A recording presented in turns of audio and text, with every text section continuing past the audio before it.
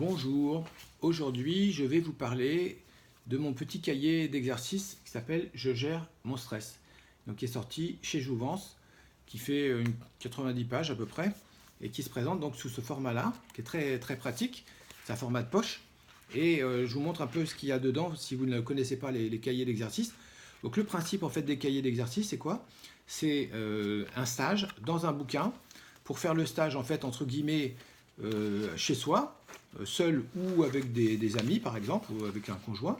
Voilà, vous avez, et avec le tout avec beaucoup d'humour, puisque vous voyez qu'il y a des petits dessins humoristiques qui sont très sympas et très bien faits, très comment dire, cohérents avec le texte. Et donc ça permet de mettre un peu de pétillance dans dans ce travail entre guillemets, qui devient du coup assez ludique. Alors, qu'est-ce qu'il y a dans le contenu de ce livre? Je gère mon stress. D'abord, qu'est-ce que c'est que le stress?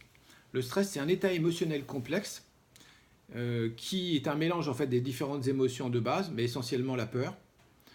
Et cet état émotionnel complexe, il est aussi un processus.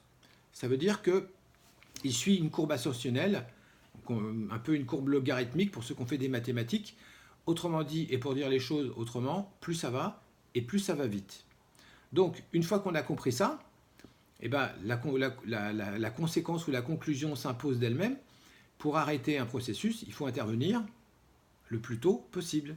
Idéalement, au début, voire même avant que le processus ne puisse arriver. Avant qu'il soit ouvert, avant qu'il soit déclenché. Ça s'appelle de la prévention. Donc l'idée de ce petit cahier, c'est d'essayer de comprendre ça, d'expliquer qu'à chaque étape du processus, en fait, parce qu'il y a des étapes dans un processus, il y a des choses à faire qui sont différentes, des choses à comprendre et à faire, évidemment. Et à partir de ça, bien sûr, de comprendre qu'on peut intervenir plus ou moins à tel ou tel niveau dans ce processus de stress.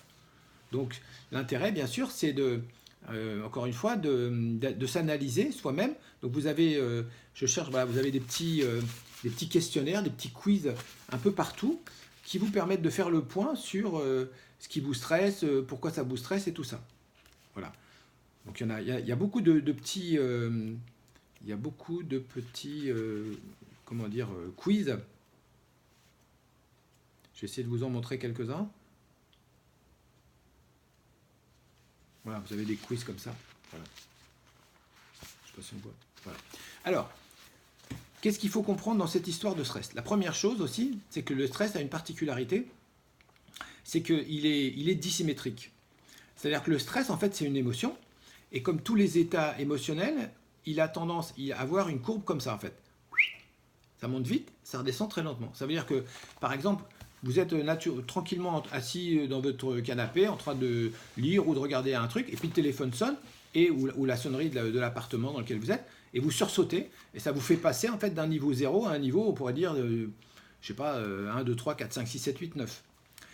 Et ensuite, petit à petit, votre état émotionnel va redescendre pour atteindre pour retrouver ou recouvrer l'état, entre guillemets, 0 de tranquillité. Le problème, bien sûr, c'est que puisqu'il faut plus de temps pour redescendre que pour monter, et parce que le stress, ça a pour objectif de nous mobiliser pour nous obliger à réagir tout de suite, pas forcément bien, mais au moins tout de suite. Le problème, c'est que la vie n'attend pas qu'on soit redescendu à 0 pour nous remettre un coup de stress, notamment dans le monde du travail, c'est-à-dire en entreprise. Ce qui veut dire qu'en fait, on monte, on descend, voilà. Et des fois, ce qui fait qu'on n'a pas le temps de redescendre et de retrouver en fait un niveau normal, j'ai envie de dire, pour aborder les choses. Autrement dit, pour dévoiler un petit peu ce qu'il y a dans ce bouquin, ce n'est pas le stress qui est un problème, c'est son accumulation.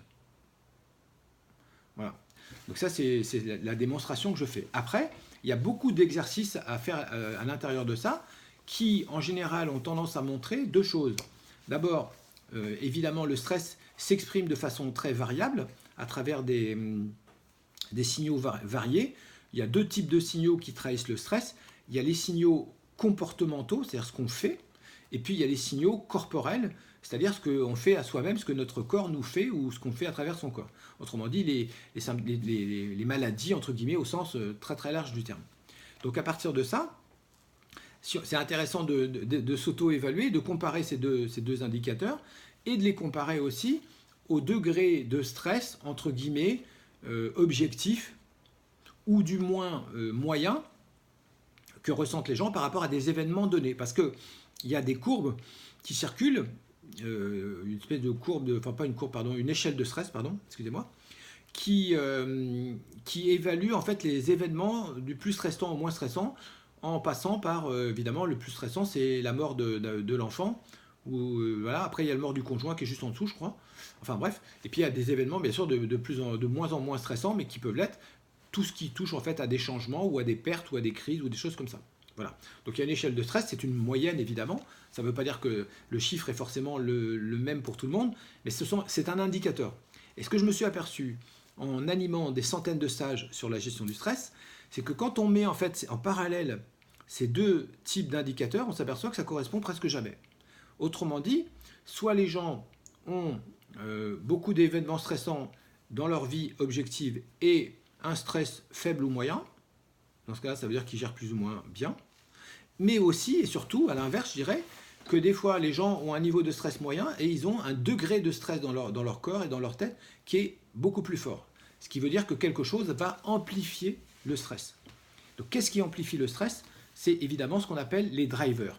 Les drivers, c'est le système en fait de pression qu'on se met à soi-même.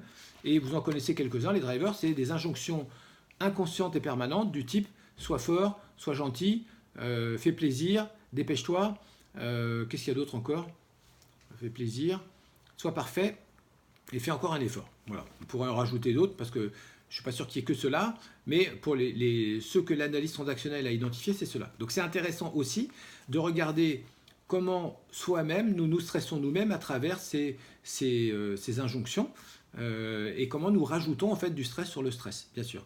Et l'idée, c'est que si la situation extérieure, quelqu'un ou quelque chose, vous met une pression et que vous aussi, à l'intérieur, vous mettez une pression, vous êtes obligé de stresser.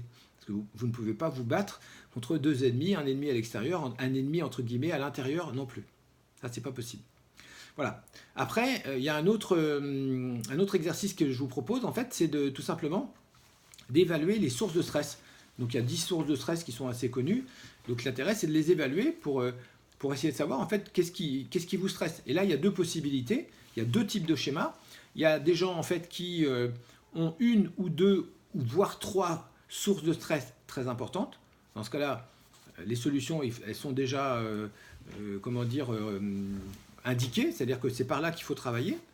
Mais il y a aussi des gens qui n'ont pas forcément une ou plusieurs sources de stress importantes, mais qui ont un stress moyen à peu près partout.